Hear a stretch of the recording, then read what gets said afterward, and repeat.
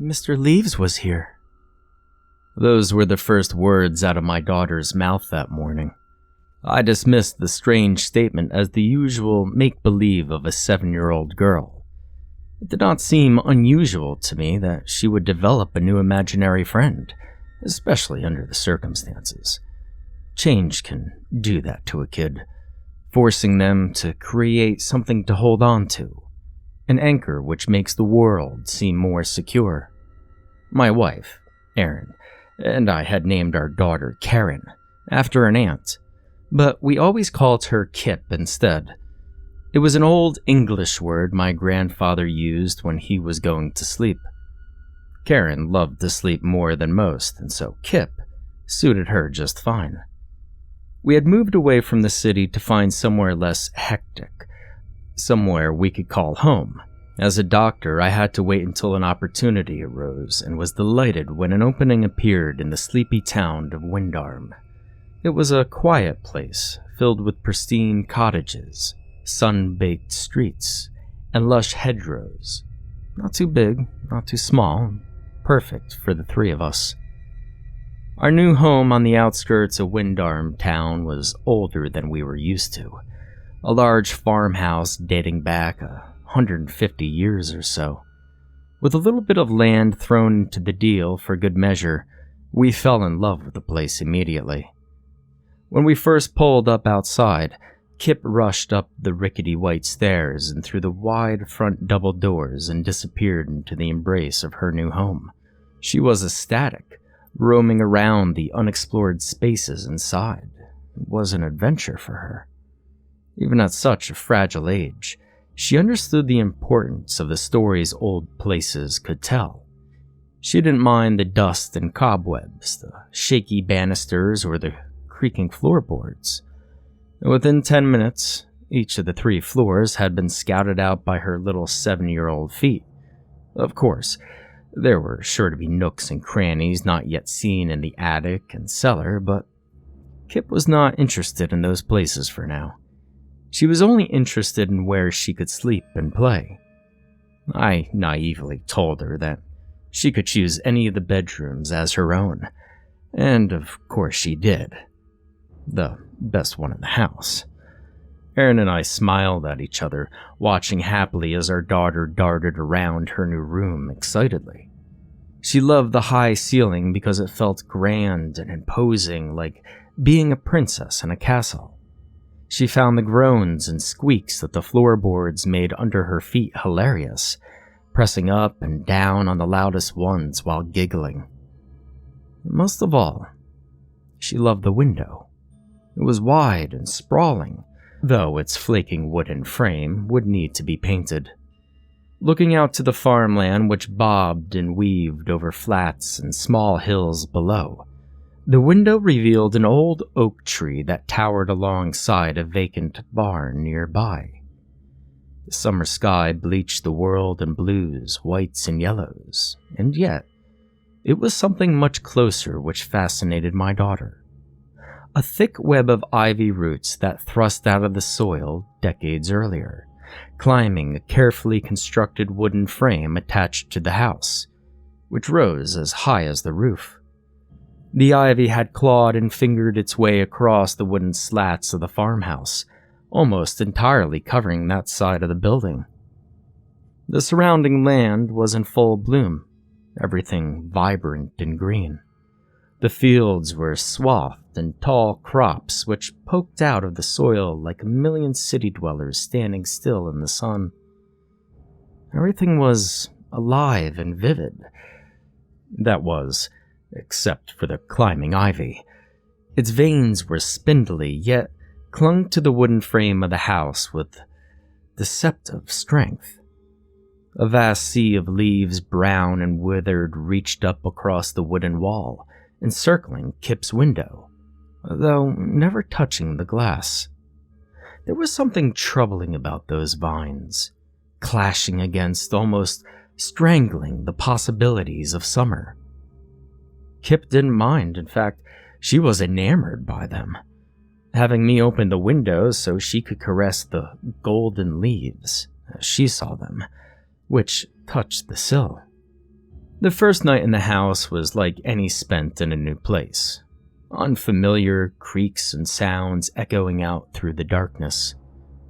Now, I am often a deep sleeper, but the uncertainty of the old building left me checking each bump and movement I heard throughout the night. I switched the lights on, checked the doors, and then looked in on Kip. She slept soundly, but I noticed that the window was still open, letting in the night's cool breeze. I tried to shut it, but it felt jammed. The old flaking paint and grime freezing it into position after years of little use. I told myself I'd fix it in the morning. After all, Kip was 2 floors up and we were a quarter of an hour by car from any other house. I felt she would be quite safe with the window open. Kip loved to lie in, and as it was Saturday and our first full day at our new home, I let her sleep until 10 in the morning. When I entered her home with a bowl of cereal and a glass of orange juice, I noticed how cold that big old room could get, even in the summer. Kip lay on her bed, still asleep. I gently woke her, and it was then that she spoke those bewildering words. "Mr. Leaves was here." I found the phrase amusing at first, but she seemed frightened, so we talked about it. "He scares me, Daddy," she offered, but didn't want to say more. I comforted her, saying that it was probably just a bad dream and that moving to a new place could be pretty scary by itself. But she seemed uneasy. It was obvious to me that she was speaking about an imaginary friend, but the conversation disturbed me enough that I talked it over with my wife, worried that her daughter might not be adjusting well to the move. It's hard for a kid to leave their friends and school behind at any age. That day, more of our things from our previous home arrived. Slowly the house began to feel like ours, and I enjoyed wandering around it, taking in the glorious view of the crops which surrounded us. In the late afternoon, I went up to Kip's room with my toolbox, determined to close the window to stop her from catching a summer cold. As I chipped away at the dirt and flaked paint which had jammed the window open, I looked down and could see that Kip was playing away from the house, sitting on an old rope swing which hung from the oak tree not too far from the barn. She looked happy. Finally, the window budged and I was able to close it. On the second night, I didn't sleep well at all, and by the morning I felt tired and uncomfortable. Something had changed me. The house did not feel as cozy as it had done when we first arrived. The air had become closer and stifled, but I attributed that to a change of weather, even though the summer continued fresh and boundless outside. Again, I let Kip sleep in for a while before bringing her breakfast. She was already awake when I entered, and when I asked her how she slept, she replied, "Not good, Daddy." When I inquired why, she whispered, "Mr. Leaves was watching me from the outside, through the glass." I looked over at the window for a moment, a chill running up my back. "Can you tell him to go away?" Kip asked. Again, I reassured her with some gentle words and a big hug, as any father would. And soon, she was playing on the swing again by the barn, enjoying herself and seemingly untroubled by her imagination. For most of that day, I tried to put my files in order. I was not due to start my work at the doctor's office in town for another 2 weeks, but I wanted to be as prepared as possible. Erin took care of some business at the bank while Kip continued to smile and giggle as she always did, running around the house playing games. Most kids get bored during the summer holidays, but she always had a way of engaging with the world, which meant she never had a dull moment. Then the night came. I remember it being just after 2 in the morning. It was dark, but something had pulled me from a heavy sleep. Uncertain at first as I opened my eyes to the darkness, I finally realized what it was. Kip was talking. I did not want to disturb Erin, and I knew it was probably just my daughter talking in her sleep, as she had done in the past. But as I walked barefoot across the creaking floor towards her room, I kept thinking about those words. Mr. Leaves was watching me. As quietly as possible, I reached the door and could still hear her talking loudly, her words muffled slightly. I knocked and entered. The window was once again open, and Kip was leaning out of it, chatting away. On asking her what she was doing, she turned slowly towards me and said, "I'm talking to Mr. Leaves." I rushed over to the window and saw nothing but the cool summer night and the climbing ivy fluttering slightly at the presence of a sudden breeze. "He keeps looking at me, Daddy," said Kip as I put her back into bed. I closed the window and slept in an armchair next to her until the morning. The following day, the sun roared and split the sky. It was perfect weather, so I decided it would be good to let Kip to help me with some outdoor chores, hoping that keeping her active would help her sleep more soundly at night. In the morning, we cut and raked the front and back lawns. We then dug out some weeds around the flower bed. Kip and Erin found it hysterical when they soaked me with a hose while watering the plants. And finally, I decided that Kip and I should take a look at the old barn. It had been included in the sale of the house, but hadn't been used for years. I'd only been in it once when viewing the property months previously, and that was just a quick peek without going inside. It was the house I was really interested in. To tell you the truth, I was not sure what to do with the barn. Kip had been helping her mom wash the car when I took her hand and said, "Fair maiden, are you ready for an adventure?" "Yes," she replied with delight. Erin smiled approvingly. "Will there be dragons nearby?"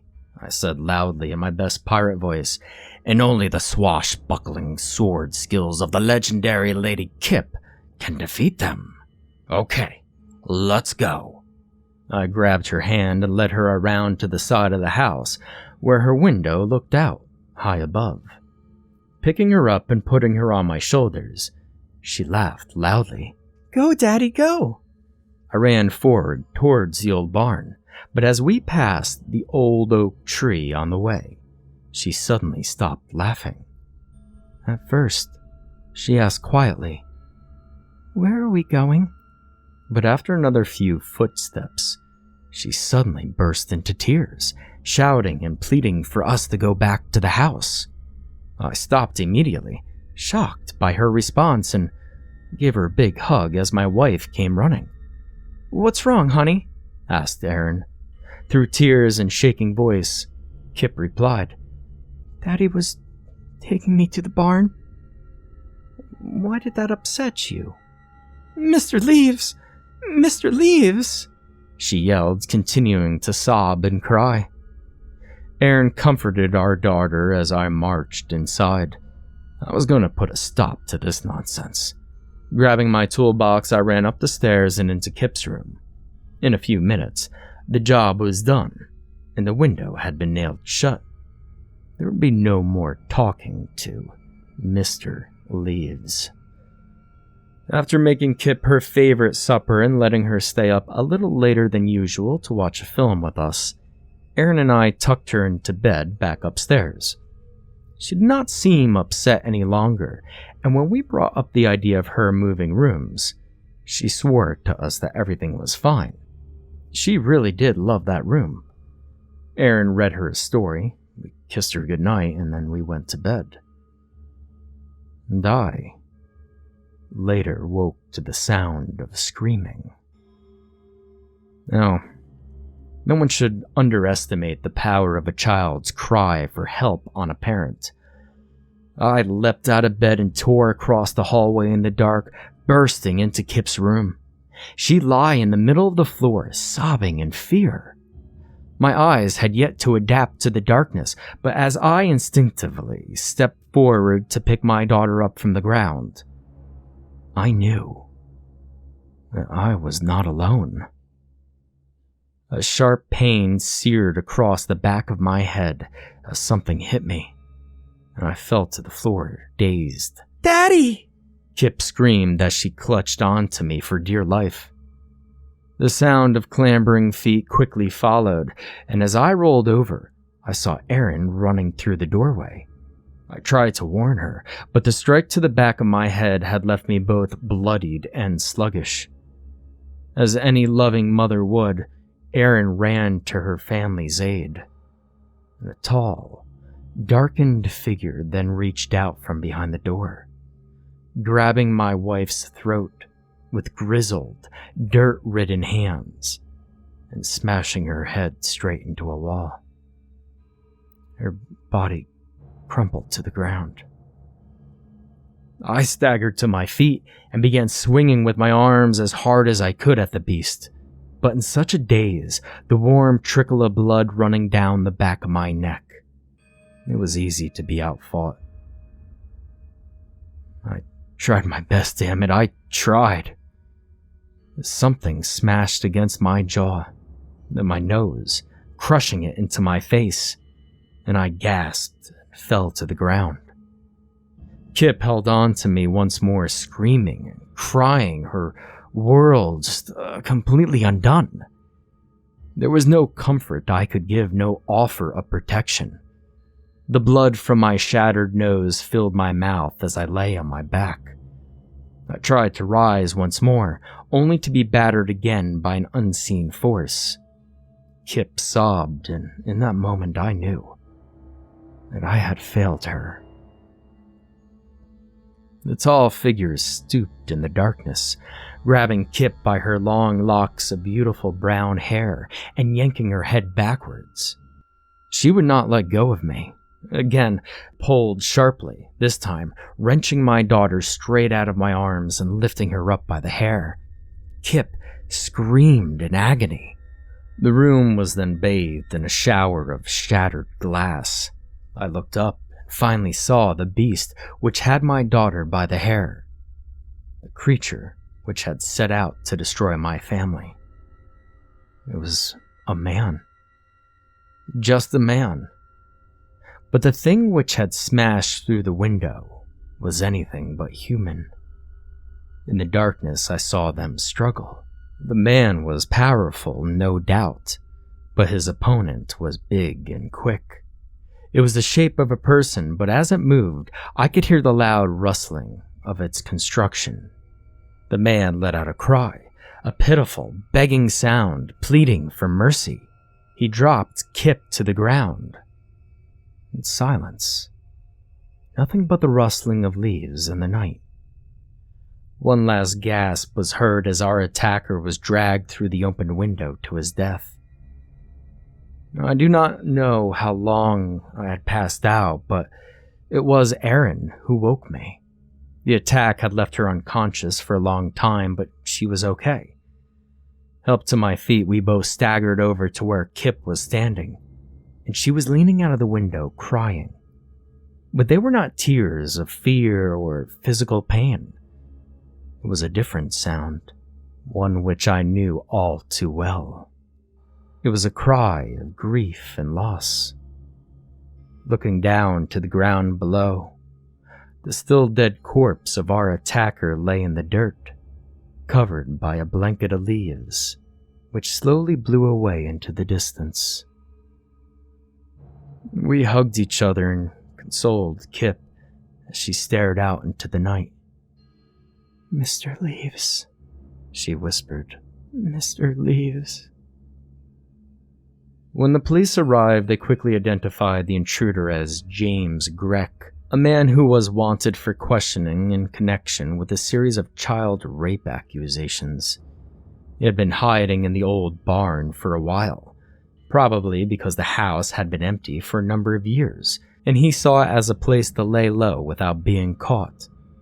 When he saw that a family had moved in with a young daughter, He couldn't resist the opportunity.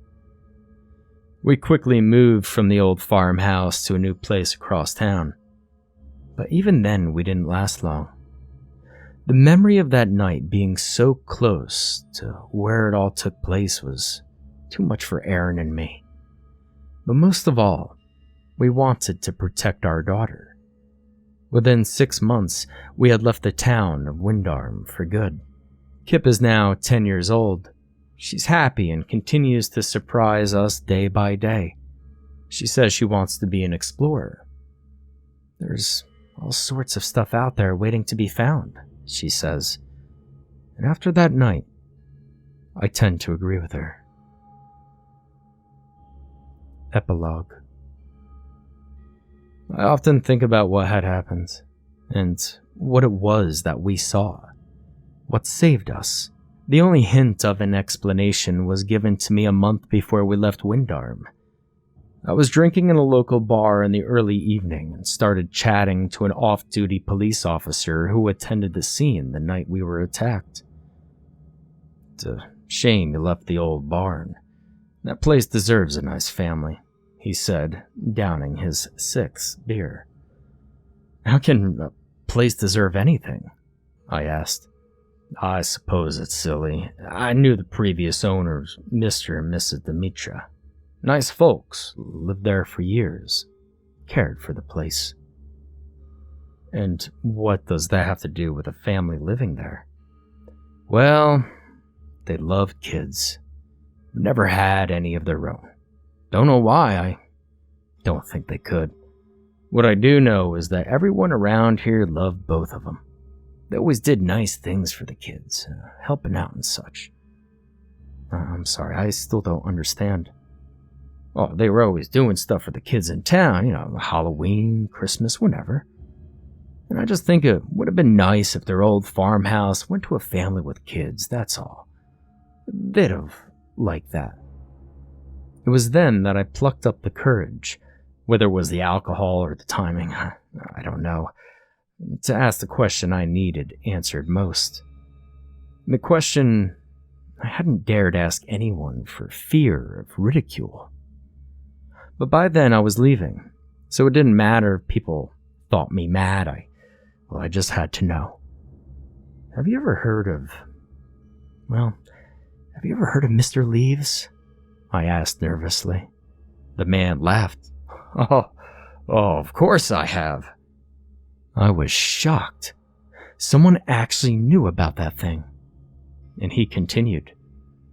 When Mrs. Dimitra passed away, the old man was heartbroken about losing his wife. He threw himself into volunteering around town afterwards. You know the Windarm Park in the middle of town? I nodded. That was Mr. Dimitra that did that. Used to be all overgrown with weeds and thorns, but he got the community interested in chipping in. So we all sorted it out together. The old man could move mountains, he said, smiling before taking another slug of beer. Anyway, he just worked away at fixing the park and planting trees, as well as keeping his own garden going before he passed away a few years ago. What does this have to do with, I said before being interrupted. Really loved his gardening, did Mr. Dimitra. Or, as the kids called him, Old Mr. Leaves.